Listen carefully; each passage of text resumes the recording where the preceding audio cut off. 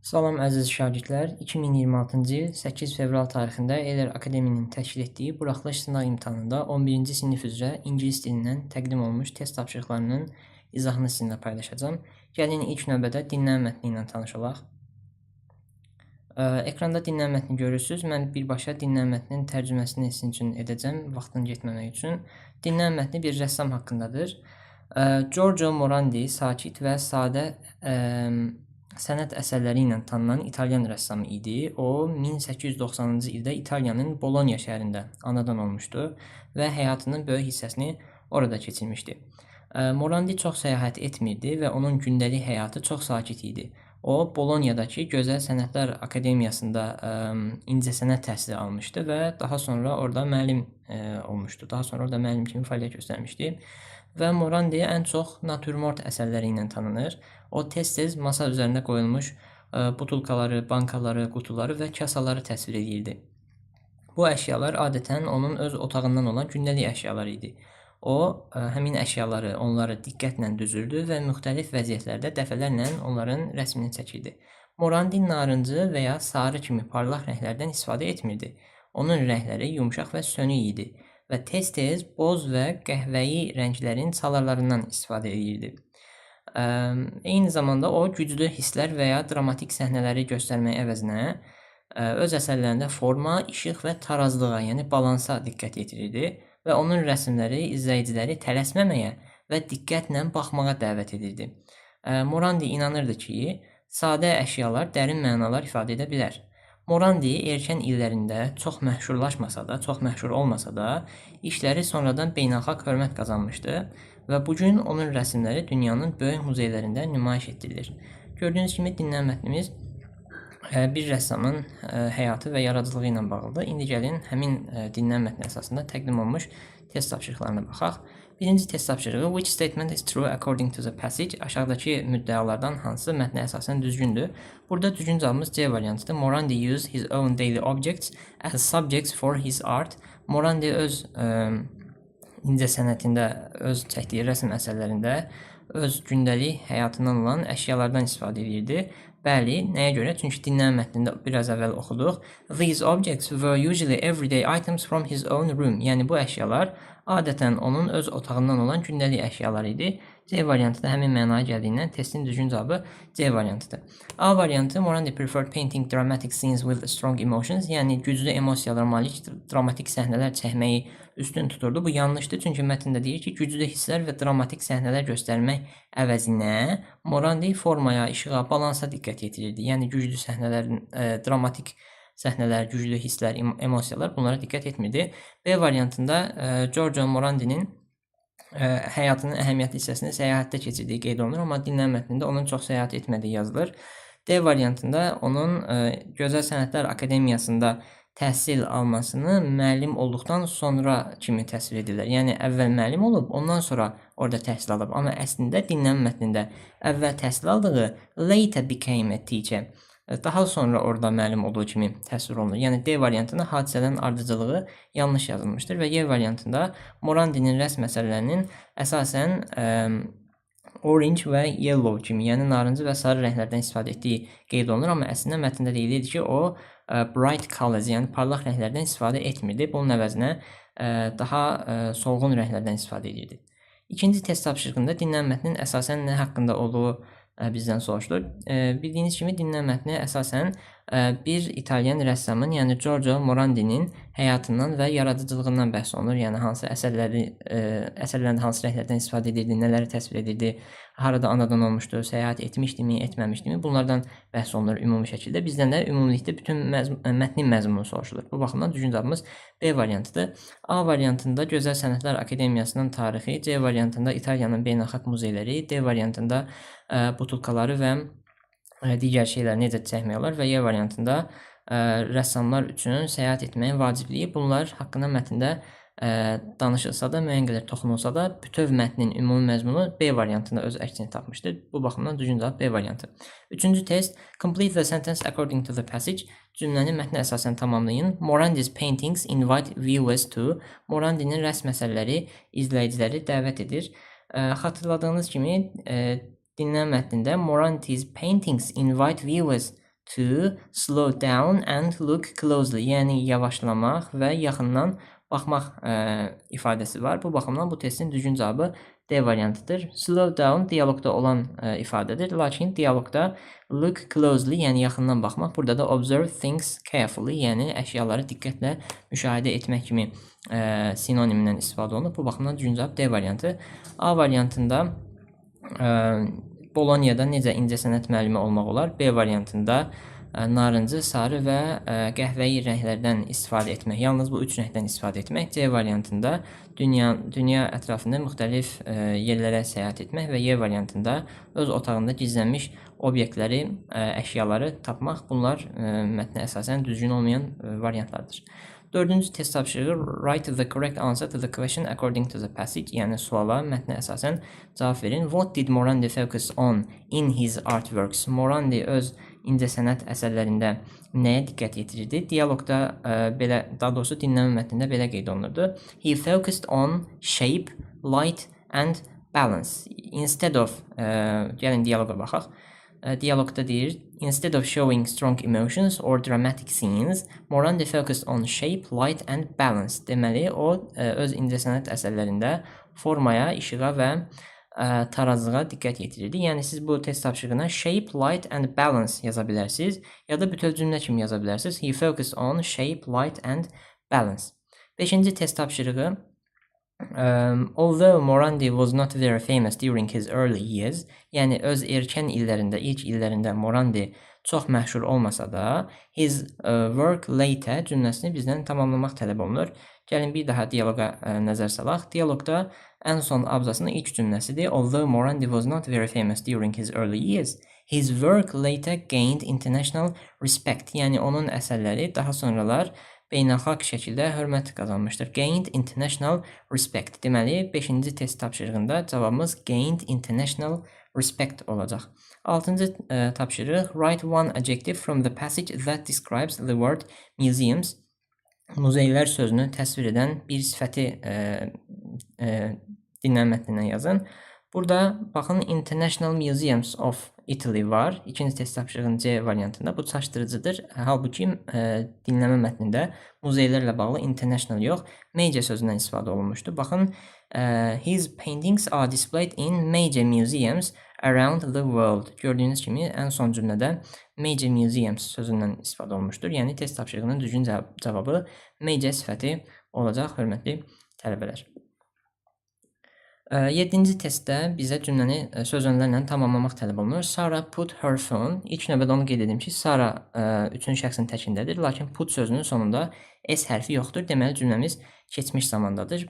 Bu, bizim bir çox mövzularda diqqət etməli olduğumuz məqamdır. Çünki amorf feillər bildiyiniz kimi üçüncü şəxsin təkində əgər S qəbul etməyibsə, deməli, o indiki yox, keçmiş zamanda götürülməlidir. Məsələn, Sarah read yazılsaydı, biz yenə onun keçmiş zamanda olduğunu güman edərdik. Sarah put her phone. Sarah öz telefonunu qoydu. The shelf, rəf. Bildiyiniz kimi rəf bir səthdir və biz səthin üzərinə nə isə qoyuruqsa, biz üzərində mənasına gələn söz önündən istifadə etməliyik. Yəni, on the shelf. Rəfin üzərinə qoydu. Hansı rəfin? The mirror. Burada güzgü sözündən istifadə olunur. Biz güzgünün içində və ya güzgü boyunca və ya güzgüdən bəri bu tipli söz önlərdən istifadə edə bilmirik. Yəni, digər variantlardakı söz önlər məna baxımından və qrammatik olaraq yanlışdır. Biz güzgünün yaxınlığında deyə bilərik. Yəni, next to və ya near deyə bilərik. Bu baxımdan biz bura next to və ya near yaza bilərik, yəni yaxınlığında. Və the bedroom, yataq otağı, bu da bir otaqdır və bildiyiniz kimi qapalı məkanlarla adətən in sözünsə istifadə olunur. Yəni in the bedroom, yataq otağında, burada in yazasıyıq. Birinciyə on, ikinciyə near və ya next to, üçüncüyə də in olan variant Y variantıdır. 7-ci testin düzgün cavabı bu baxımdan Y variantı. Cümlənin bütöv tərcüməsi belə olur. Yəni Sara yataq otağındakı güzgünün yaxınlığındakı rəfin üzərinə öz telefonunu qoydu. 8-ci test tapşırığı feilin zamanları ilə bağlıdır. The teacher wasn't aware that the students enter the classroom and sit at their desks. Yəni birinci boşluğa enter, ikinciyə də sit feilinin müvafiq zaman formasını tapmaq tələb olunur.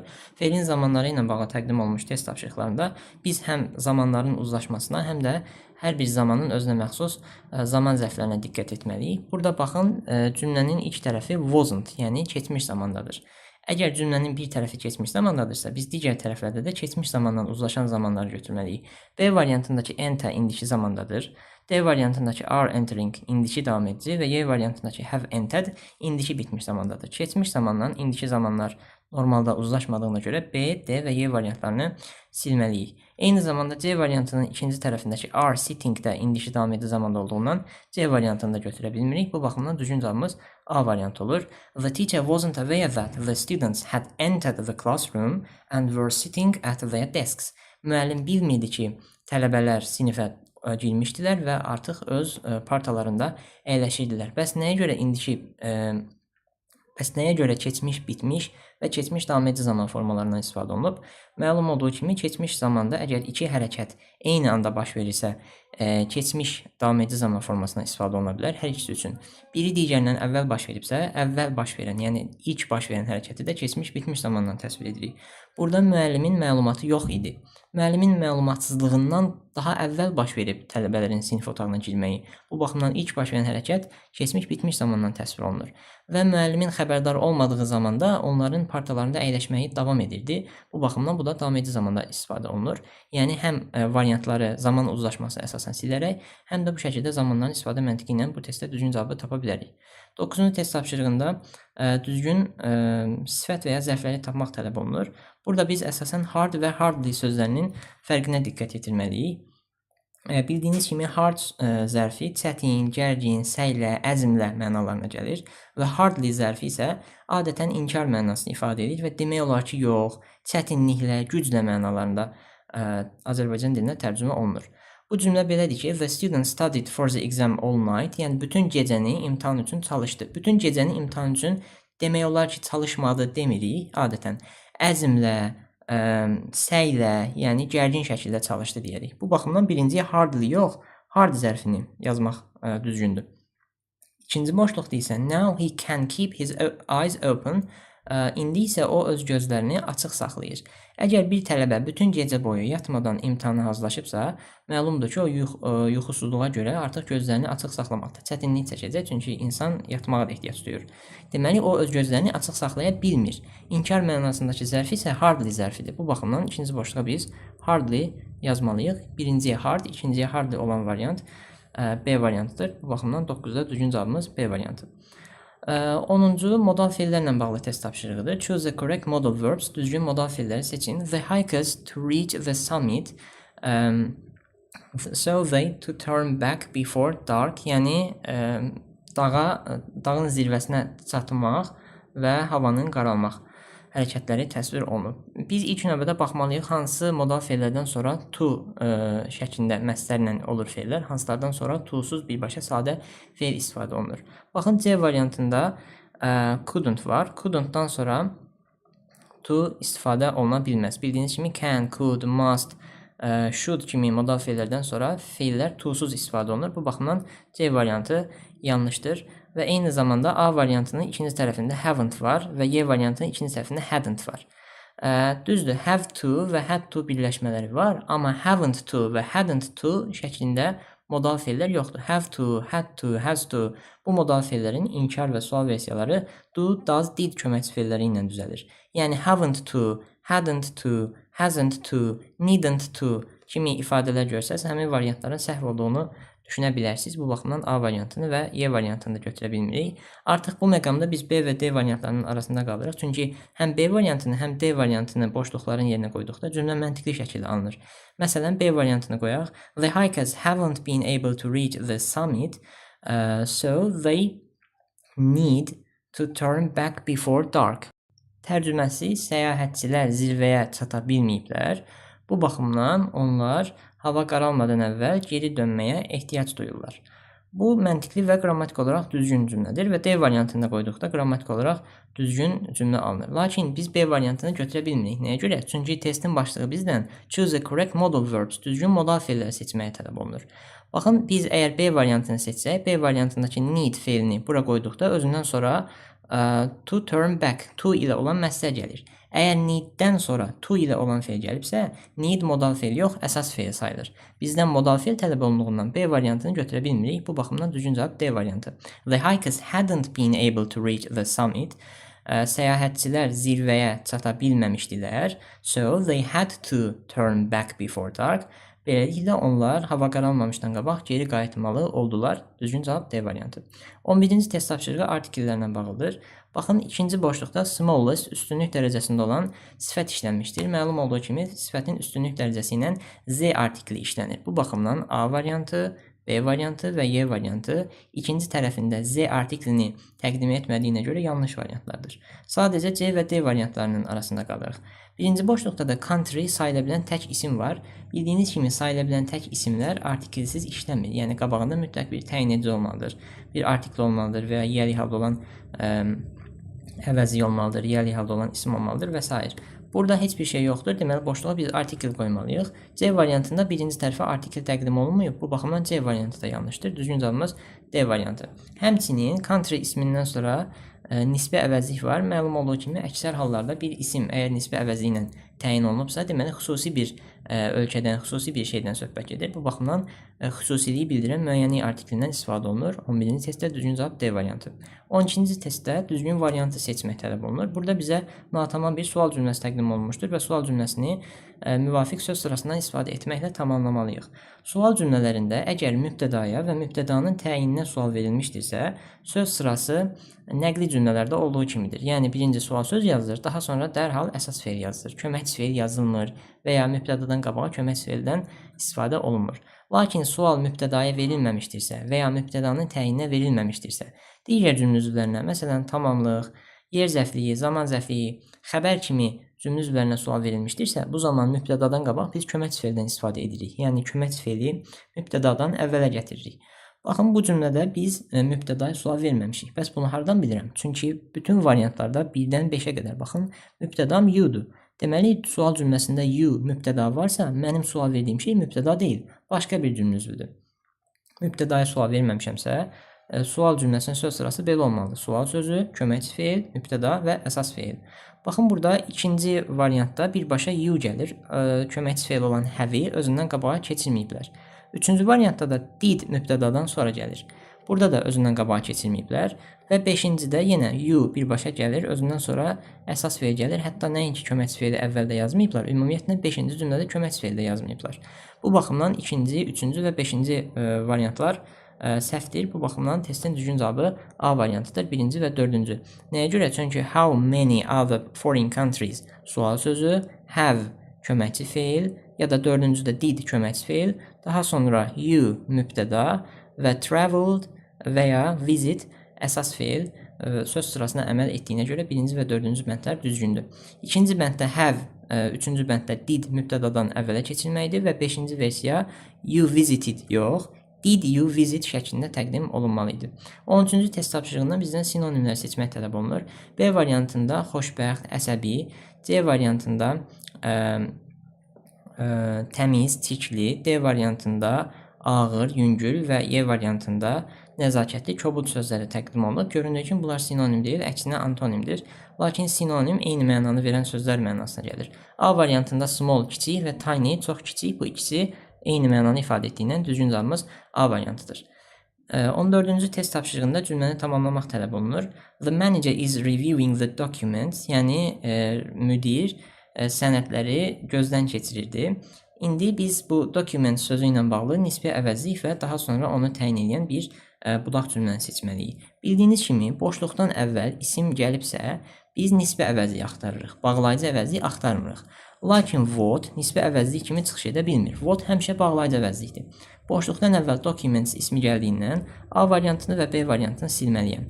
Eyni zamanda documents ismi cəmdə olduğundan bu isimlə uzlaşan cəm feil seçməliyəm.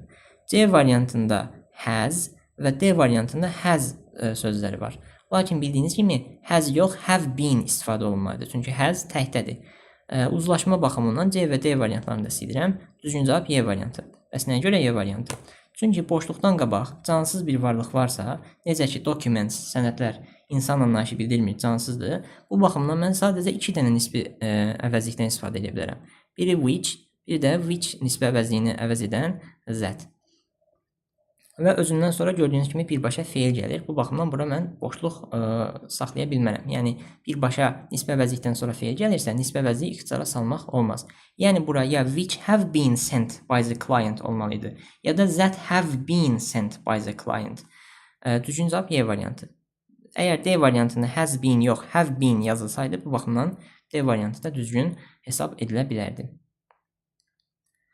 15-ci test tapşırığında, hörmətli tələbələr, 15-ci test tapşırığında bizə iki cümlə təqdim olunub. The fog was very thick, yəni duman çox qatı idi və the flights were cancelled, uçuşlar təxirə salındı. İki hərəkət var, biri digərinin səbəbidir. Yəni uçuşlar təxirə salınıb. Bu hərəkətin səbəbi nədir? Dumanın çox qatı olmağı. Dumanın çox qatı olmağı səbəbdir, uçuşların təxirə salınmağı nəticə.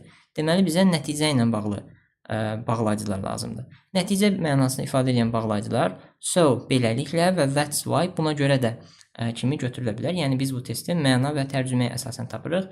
İkinci və üçüncü bağlayıcıdan olduğu bənd C variantı düzgün cümlədir. Birinci because səbəb bildirir və dördüncü though qarşılaşdırma bildirir.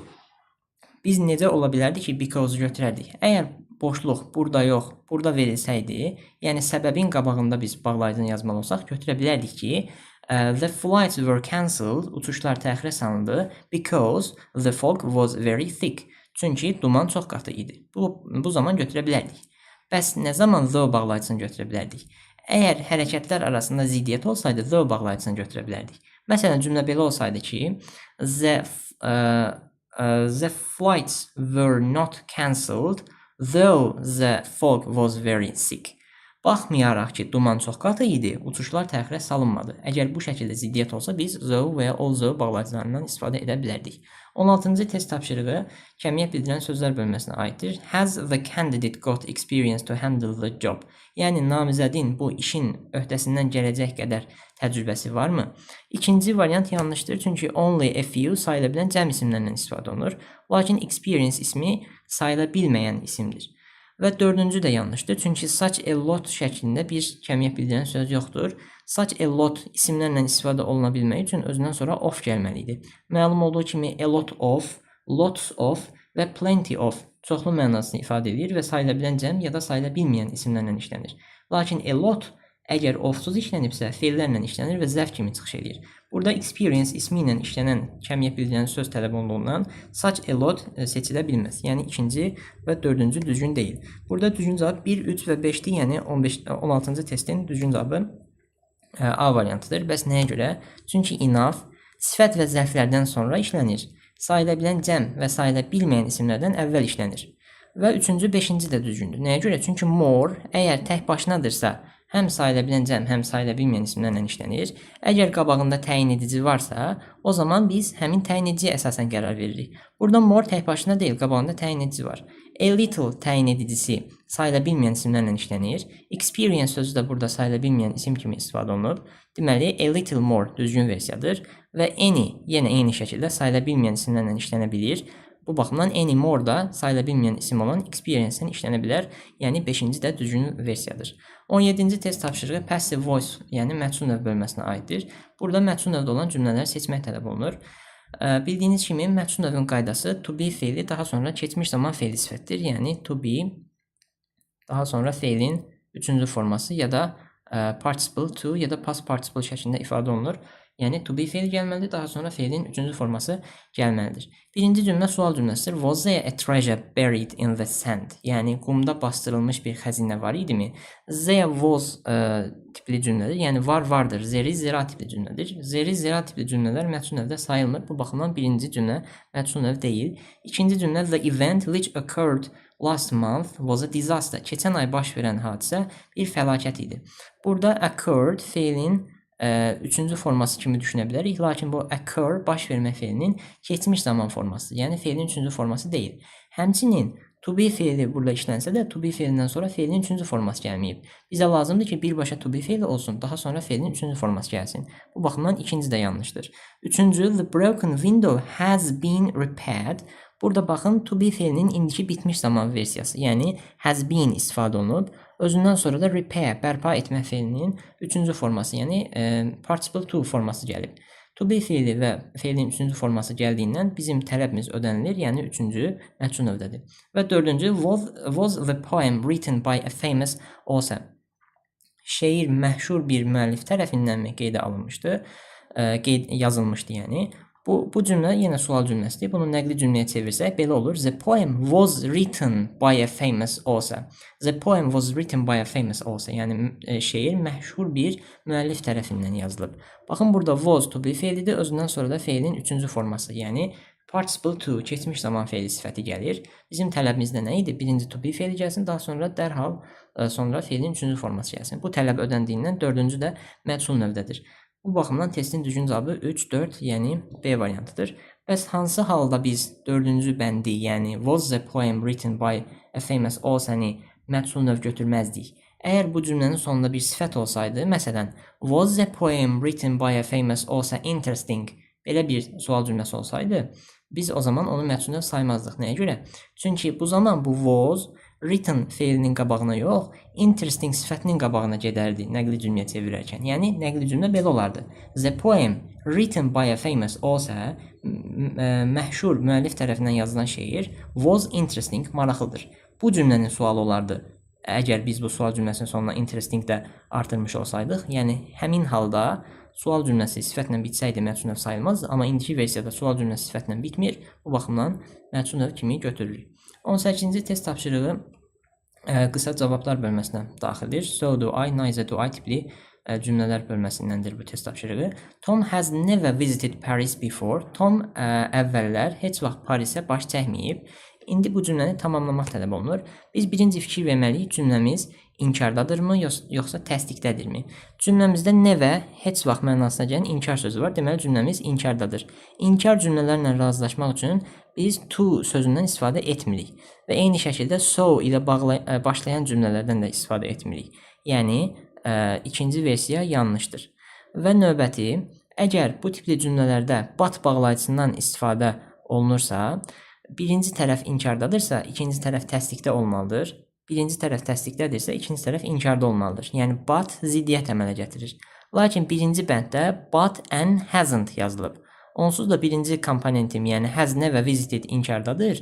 Mən ikinci tərəfdə təsdiqdə yazmalıydım. Amma and hasn't inkarda olduğundan həm cümləmin əvvəli, həm davamı inkarda olur, ziddiyyət əmələ gəlmir. Yəni, birinci cümlədə yanlışdır. Burada düzgün cavab 3, 4 və 5-cidir. Çünki əgər neither və ya nor ilə cümlə qurmalıyamsa, birinci neither yazasıyam, 5-ci bənddə olduğu kimi, daha sonra köməkçi feil yazasıyam, has, daha sonra da mübtəda yazasıyam. Əgər but ilə cümlə qurasıyamsa, birinci but yazıram, daha sonra mübtədanı yazıram, daha sonra bura inkarda olduğundan köməkçi feili təsdiqdə işlədirəm. Əgər təsdiqdə olsaydı, inkarda yazardım. Əgər either ilə qurasıyamsa, mübtədanı yazıram, daha sonra cümləm inkarda olduğundan köməkçi feilimi inkarda yazıram və sonuna either yazıram. Yəni 3, 4 və 5-ci bəndlər düzgün cavablardır. 19-cu test tapşırığı əvəzlik bölməsinə aiddir. You cannot control, there is always that remains uncertain. Yəni siz nəzarət edə bilməzsiniz və həmişə qeyri-müəyyən qalan nəsə var. Bu tipli bir cümlədir. İndi boşluqları doldurmalıyıq. Baxın, birinci tərəfdə cannot inkarda verilmiş modal feildir. Məlum olduğu kimi bir sadə cümlədə iki inkar söz istifadə oluna bilməz. Əgər biz burada cannot yazmışıqsa, B variantındakı nothing və C variantındakı nothing bura seçilə bilməz. Eyni zamanda inkar sözlərdən sonra some və somedan törəyən digər əvəzliklər someone, somebody, something istifadə oluna bilməz. Yəni Y variantında seçə bilmirik. Ya A variantını seçməliyik, ya da D variantını seçməliyik. Artıq bu nöqtədən sonra biz mənaya və tərcüməyə əsasən qərar veririk. Baxın, D variantını götürsək, you cannot control everything. Siz hər şeyə nəzarət edə bilməzsiniz. There is always something that remains uncertain. Həmişə qeyri-müəyyən qalan nəsə olur. Yəni, hər şeyə nəzarət etmək mümkün deyil. Bu məntiqi olaraq düzgün versiyadır. Cavab D variantı. Amma A variantını qoysaq, məntiqi olaraq yanlışdır. A variantı deyir ki, you cannot control everything. Siz hər şeyə nəzarət edə bilməzsiniz. There is always nothing that remains uncertain. Həmişə qeyri-müəyyən qalan heç nə olmur. Əgər qeyri-müəyyən qalan heç nə yoxdursa, deməli, həqiqətən də mən hər şeyə nəzarət edə bilərəm. Amma A variantının ilk cümləsi deyirdi ki, you cannot control everything. Siz hər şeyə nəzarət edə bilməzsiniz. Yəni, birinciyə everything, ikinciyə nothing qoyduqda məntiqi olaraq yanlışdır cümlə. Bu baxımdan A variantı da səhvdir. 20-ci testdə biz these və these işarə əvəzliklərinə, həmçinin ismin yəli halının düzəlmə formasına baxmalıyıq. Baxın, 20-ci testdə bizim düzgün cavabımız A variantı ola bilməz. Nəyə görə? Çünki children isminin yəli halı apostrof S-lə düzəlir. S apostrofla düzəlmir. Bu baxımdan A variantı yanlışdır. C variantı da düzgün ola bilməz. Nəyə görə? Çünki children cəmdədirsə, this yox, these işlənməlidir. Çünki these sayıla bilən tək simlərlə işlənir. Sayıla bilən cəm simlərlə işlənə bilmir. Bu baxımdan C variantı yanlışdır. D variantı nəyə görə yanlışdır? İki səbəbdən. Birincisi, children'ın yəli halı apostrof S-lə düzəlir, S apostrofla yox. İkincisi də Z tək simlərlə işlənir, amma children cəmdədir. D variantı da yanlışdır. Və Y variantı da yanlışdır. Nəyə görə? Çünki children isminin yəli halı yenə burada S apostrofla verilib, amma apostrof S olmalıydı. Bu baxımdan Y-ni də götürə bilmirik. Burada düzgün cavabımız B variantıdır. Çünki children ismi cəmdə olduğundan these işarə əvəzliyi istifadə oluna bilər, çünki o cəm isimlərlə işlənir. Həmçinin children isminin cəm forması apostrof S-lə düzəlməlidir. Burada da həmin tələb ödənib. Bu baxımdan C, daha doğrusu B variantı düzgün cavabdır. 21-ci test tapşırığında bizdən cümlə qurmaq tələb olunur. Burada cümləmiz bu formadadır, hörmətli tələbələr. When Miss Grey landed in Paris, yəni xanım Grey Parisə enəndə, she bought a map at the station. Stansiyadan bir xəritə aldı. Bu formada qurduqda cümləmizi cavabımız Y variantı olur. When Miss Grey landed in Paris, nə zaman ki xanım Grey Parisə endi, land in enmək mənasındadır, təyyarə ilə və s. She bought a map at the station, o stansiyadan bir xəritə aldı. Və 22-ci qrammatika bölməsinə aid sonuncu test tapşırığımız. Burada biz iki şeyə diqqət etməliyik. Həm tag questions, ayrıcı sualların düzəlmə formasına, həm də modal feillərə. Çünki bizdən düzgün cavabı seçmək tələb olunur. İlk növbədə baxaq. The employees who work for this firm, bu firmada işləyən işçilər to attend meetings every Monday. Hər həftənin bazar ertəsi günü iclaslara qatılmalıdırlar. İclaslarda iştirak etməlidirlər. Don't they, elə deyilmi? Birinci növbədə nəyə baxırıq? Burada baxın, boşluqdan sonra to ilə başlayan feil var. Bildiyiniz kimi must və should modal feillərindən sonra to ilə başlayan feil işlənə bilməz. Yəni birinci və altıncı yanlışdır. Lakin 2, 3, 4 və 5-ci hamısı düzgündür. Çünki are required, need, ought və have özündən sonra to ilə gələn feillər qəbul edə bilir. Bəs nəyə görə burada 2, 3, 4, 5-in hamısını düzgün götürmürük? 2 ilə 4 yanlışdır. Çünki cümlənin davamına baxın, ayrıcı sual hissəsində don't they şəklində qurulub bu sual. Əgər biz are required seçmiş olsaydıq, ayrıcı sual aren't they şəklində qurulardı. Çünki ayrıcı sualı düzəltmək üçün cümlədəki köməkçi feildən istifadə olunur. İkinci bənd are required seçilsəydi, köməkçi feilimiz are to be feil olasıydı. Bu zaman don't they yox, aren't they yazardıq. Don't they yazıldığından are required götürə bilmirik. Eyni şəkildə ought da seçə bilmərik. Çünki ought to attend modal feilini götürmüş olsaydıq, bizim ayrıcı sualımız oughtn't they olardı. Çünki ought to modal feilinin sual və inkar forması özü ilə düzəlir. Dördüncü modal feildə bu baxımdan yanlışdır. Düzgün cavabımız 3 və 5 olasıdır. Need və have. Nəyə görə? Çünki həm need to attend əsas feildir. Needdən sonra to ilə gəlirsə feil. Need əsas feildir və əsas feil olan needin sual forması do ilə düzəlir. Yəni cümləmizdə need olsa ayrıcı sualı don't they qurarıq. Bu düzgündür. Və have to da düzgün cavab formasıdır. Çünki have to modal feilinin sual və inkar forması do, does, did ilə düzəlir müvafiq zaman formasından asılı olaraq. Yəni düzgün cavabımız 3 və 5 D variantı. İndi gəlin oxu mətni ilə bağlı təqdim olmuş test tapşırıqlarına baxaq. Amma əvvəl istəyərdim mən oxu mətninin tərcüməsini sizin üçün həyata keçirim. Yenə vaxt getməmək üçün cümləni ingiliscə oxumayıb birbaşa tərcüməsini sizin üçün edəcəm. Oxu mətnimiz bir rəqs ilə bağlıdır. Kummatikali Hindistanın Kerala ştatında ifa olunan ənənəvi bir xalq rəqsidir. Bu rəqs çoxlu nəsillər boyu yerli mədəniyyətin bir hissəsi olmuşdur və deməli kənd həyatı ilə sıx bağlıdır. Müasir əyləncələr məşhurlaşsa da Kummatikali hələ də festivallar və xüsusi günlər zamanı ifa olunur. İkinci abzasa keçək. Əvvəllər Kummatikali əsasən məhsul yığımını qeyd etmək üçün ifa olunurdu. Harda ifa olunurdu? During the festival of Onam, yəni Onam festivalı zamanı ifa olunurdu. Kəndlilər inanırdılar ki, rəqs xoşbəxtlik gətirir və uğur gətirir. Bu gün rəqs mədəni proqramlar və turistlər üçün ifa olunur. Yəni keçmişdə Onam festivalı zamanı ifa olunurdu. Amma bu gün artıq belə bir festivalda ifa olunmur, turistlər üçün ifa olunur, mədəni proqramlar zamanı ifa olunur. İnsanlar toplaşdıqca bu şən ifa sakit kənd üçün bütün bu təcrübəni möhtəşəm hala gətirir. Rəqqaslar evdən evə keçir, sevinç yayır və hər yaşda olan insanları əyləndirirlər. İndi 3-cü abzasa keçək. İfaçılar taxtadan hazırlanmış və rəngarəng olan, yəni taxtadan hazırlanmış rəngarəng maskaları taxırlar və üzlərini parlaq rənglərə boyayırlar. Onlar ənənəvi nağaraların ritmi ilə rəqs edir və sadə xalq mahnıları oxuyurlar. Kumatikalinin xüsusi bir xüsusiyyəti onun gülməli, belə oynaq mənalana gəlir, playful sözü, oynaq hərəkətləridir və humoristik, yəni gülməli hərəkətləridir. Rəqs zamanla dəyişsə də, although the dance has changed over time, baxmayaraq ki, rəqs zamanla dəyişmişdir, it continues to reflect the rich cultural heritage of Kerala, o Keralanın zəngin mədəni irsini əks etdirməyə davam edir. İndi gəlin test tapşırıqları ilə tanış olaq. 23-cü test tapşırığı The passage is mainly about, mətn əsasən nə haqqındadır? Burada mətndə olan ayrı-ayrı xüsusi detallar yox, bütövlükdə mətnin məzmununu bizdən soruşur. Mən mətni sizin üçün tərcümə etdim. Mətn gördüyünüz kimi Kummatikali adlı bir rəqsdən danışır. Bu rəqs keçmişdə necə ifa olunurdu, indi necə ifa olunur, indi neynirlər rəqqaslar, maska taxırlar və s. və ilaxır. Yəni bütövlükdə rəqsdən danışır.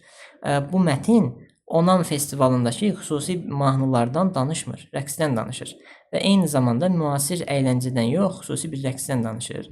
Taxta və rəngli maskalardan yox, xüsusi rəngdən danışır və qədim festival olan Onam festivalından yox, o festivalda ifa olunan bir rəqsdən danışır. O rəqs nədir? Keralanın ənənəvi bir xalq rəqsidir. Bu baxımdan cavabımız B variantı. 24-cü testdə bizdən soruşur ki, aşağıdakı fikirlərdən hansı mətnə əsasən düzgündür? Kummatikali is a very modern dance form. Çox müasir rəqs forması. Xeyr, o ənənəvi, traditional rəqs formasıdır. Bu baxımdan yanlışdır. A variantını götürə bilmirik. B variantı, the masks used by the dancers are white and made of wood. Yəni, rəqqaslar tərəfindən istifadə olunan maskalar ağ rəngdədir və taxtadan hazırlanıb. Bəli, made of wood taxtadan hazırlanıb, amma onlar ağ rəngdə deyil. Colorful, rənglidir. Bu baxımdan B variantı da yanlışdır. D variantı, dancers perform only in a single fixed location. Rəqqaslar sadəcə xüsusi bir yerdə, yalnız bir yerdə dayanaraq, yəni bir məkanda ifa edirlər. Xeyr, onlar evdən evə gedirlər, xatırlayırsınızsa. Əgər ikinci abzasın son cümləsinə əsasən, bu baxımdan D variantı da yanlışdır və E variantı, the dance has never changed throughout history. Rəqs tarix boyu heç vaxt dəyişməyib, amma biz oxuduq ki, rəqs dəyişmişdir. Yəni, baxın, although the dance has changed over time, baxmayaraq ki, rəqs tarix boyu zamanla dəyişib, yəni E variantı da yanlışdır. Düzgün cavab burada C variantıdır. Kummatikali is still a part of festival celebrations, yəni Kummatikali hələ də festival qeyd etmələrinin bir hissəsidir. Çünki mətndə də deyir ki, Kummatikali is still performed during festivals, yəni hələ də festivallar zamanı ifa olunur. 25-ci testdə cümləni tamamlamaq tələb olunur. The performers, rəqqaslar. İndi gəlin variantlara baxaq. A variantı, refuse to perform for tourists. Turistlər üçün bu rəqsi həyata keçirməkdən imtina edirlər, amma əksinə turistlər üçün edirlər. Hal-hazırda festival üçün etmirlər. Yəni Onam festival üçün etmirlər, turistləri əyləndirmək üçün edirlər. A variantı yanlışdır. C variantı, use only modern music for their dance. Öz rəqsləri üçün sadəcə müasir musiqidən istifadə edirlər. Bu da yanlışdır. Sadəcə müasir musiqidən yox, həmçinin ənənəvi musiqilərdən də istifadə edirlər. Yalnız müasir musiqidən istifadə olunmur. D variantı, have forgotten their cultural heritage. Öz mədəni irslərini unudublar. Bu da yanlışdır. Çünki Kummatikali artıq onların mədəni irsinə çevrilmişdir, unudulmamışdır. E variantı, wear masks made of colorful fabric. Burada da rəngli hissəsi düzgün verilib, amma fabric yanlışdır. E variantı deyir ki, rəngli parçadan hazırlanmış maskalar taxırlar, amma parçadan yox, taxtadan hazırlanmış, yəni E variantı olmamalıdır. Burada düzgün cavab B variantı. The performers go to different houses to bring joy. Yəni fərqli evlərə gedirlər ki, əyləncə yaysınlar, sevinç gətirsinlər. 26-cı test tapşırığında suala düzgün cavabı seçmək tələb olunur. What are the main features of modern Kummatikali performances? Müasir Kummatikali performanslarının, yəni ifalarının əsas xüsusiyyətləri hansılardır? Burada bizim açar sözümüz modern performances, yəni müasir. Çünki Kummatikali tarixi bir rəqsdir. həm tarixdə istifadə olunub, həm də müasir dövrdə istifadə olunub. Tarixdə nə üçün istifadə olunurdu? Tarixdə deməli, Onam festivalı zamanı məhsul yığımını qeyd etmək üçün istifadə olunur. Baxın, ikinci abzasın əvvəlində deyir ki, in earlier times, əvvəlki vaxtlarda, Kummatikali was mainly performed during the festival of Onam. Yəni, Onam festivalı zamanı o ifa olunurdu. Nə məqsədlə? To celebrate the harvest season, məhsul yığımını qeyd etmək üçün. Bu müasir ifaların xüsusiyyəti deyil, qədim ifaların xüsusiyyətidir. Bu baxımdan ikinci variant yanlışdır. Yəni 26-da ikincini götürə bilməliyik. Eyni zamanda dördüncü də yanlışdır. Performers avoid using traditional drums. Yəni ifaçılar ənənəvi nağaralardan istifadə etməkdən üz döndərlər. Amma baxın 3-cü abzasda nə deyir? They dance to the rhythm of traditional drums. Ənənəvi nağaraların ritminə onlar rəqs edirlər. Dördüncü isə idealdir ki, onlar ənənəvi nağaralardan uzaq dururlar. Bu da yanlışdır. Dördüncünü də götürə bilmirik. Düzüncü ad 1 və 3, yəni C variantı olacaq. Birincidə deyir, dances və wooden masks. Taxtadan maskalar taxırlar. Həqiqətən bu düzdür. Taxtadan rəhli maskalardan istifadə edirlər. Və üçüncü, it involves funny movements. O, əyləncəli hərəkətlərdən təşkil olunmuşdur. Bəli, baxın burada playful movements, gülməli, oynaq hərəkətlər, humorous actions, yenə gülməli, humoristik hərəkətlər. Burada da funny sözü ilə, yəni sinonim ilə əvəz olunub həmin sözlər. 27-dən 30-a qədər açıq suallarda artıq. Write the synonym of the word contemporary from paragraph 1. Birinci abzasdan contemporary, yəni müasir sözünün sinonimini seçin. Contemporary sözü müasir, modern mənasındadır. Elə birinci abzasında sonunda, baxın gördüyünüz kimi burada modern sözündən istifadə olunub. Modern entertainment. Bu baxımdan 27-ci testdə düzgün cavabımız modern olmalıdır. 28. Which word from paragraph 3 best fits the following definition? Features belonging to the culture of a particular society, such as traditions, languages or buildings. Xüsusi bir cəmiyyətin mədəniyyətinə aid olan xüsusiyyətlər, məsələn, adətlər, dillər və binalar. Bu irs mənasındadır. Üçüncü abzasdan bu mənaya gələn sözü seçmək tələb olunur. Bu da buradakı baxın heritage sözüdür. Yəni 28-ci testdə cavabımız heritage olmalıdır. 29-da cümləni ən azı 2 dənə sözü dəyişərək mətnə əsasən tamamlamaq tələb olunur. As the people gather, insanlar bir araya gəldikcə, toplaşdıqca, this happy performance, bu xoşbəxt ifa, gəlin cümləni mətndən tapaq. Gördüyünüz kimi, biz bu hissəni dəyişəsiyik. Makes the whole experience magnificent for the quiet village, sakit kənd üçün bütün bu təcrübəni magnificent, yəni möhtəşəm hala gətirir. Burada biz hansı sözlər dəyişə bilərik? Məsələn, the whole əvəzinə complete yaza bilərsiniz, entire yaza bilərsiniz. Experience əvəzinə, məsələn, practice yaza bilərsiniz. Magnificent əvəzinə nə yaza bilərsiniz? Impressive, splendid yaza bilərsiniz və ya great yaza bilərsiniz. Quiet əvəzinə silent ya da peaceful yaza bilərsiniz. Yəni, bir çox sözü siz sinonimləri ilə əvəz edə bilərsiniz 29-cu test tapşırığında. 30-cu test tapşırığı answer the question by expressing your opinion, yəni öz fikrinizi ifadə edərək bu suala cavab verməlisiniz və ən az 3 cümlədən istifadə etməlisiniz. Which traditional festival or dance from our country do you like most and why? Öz ölkəmizdən, yəni Azərbaycan Respublikasından hansı ənənəvi festival və ya rəqs sizin üçün daha yaxşıdır? Yəni hansını daha çox xoşlayırsınız and why və nəyə görə? Siz burada həm rəqsin adını, həm xoşlama səbəbinizi yazmalısınız. Yəni rəqs də seçə bilərsiniz, festival da seçə bilərsiniz. Amma diqqət etməlisiniz from our country. Yəni Azərbaycan bir rəqsi olmalıdır, Azərbaycan festivalı olmalıdır. Ən az 3 cümlə yazmalısınız. Bağlayıcı vasitələrdən istifadə etməlisiniz. Sadə və mürəkkəb cümlələrdən istifadə etməlisiniz. Məsələn, mən sizin üçün bir nümunə cavab oxuyum. I like yallı, one of the traditional dances of our country the most. Mən yallını, yəni ölkəmizin ənənəvi rəqsləri arasında ənənəvi rəqslərindən biri olan yallını daha çox sevirəm. This dance is special to me. Bu rəqs mənim üçün xüsusidir because it represents unity, solidarity and strong social bonds among people. Yəni insanlar arasında birliyi, həmrəyliyi, kollektiv ruhu ifadə edir. Moreover, baxın bağlayıcı vasitədir. Bundan əlavə olaraq, the rhythmic music and well-organized movements of yallı clearly show the richness and ancient history of our national culture.